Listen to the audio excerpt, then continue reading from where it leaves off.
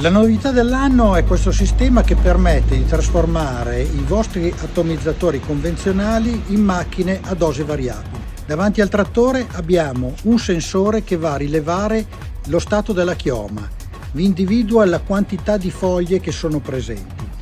Nella parte invece mediana della macchina abbiamo un sistema che va a intercettare il flusso dell'acqua e va a governarlo, comandato da 3 elettroniche nella parte posteriore di questa console.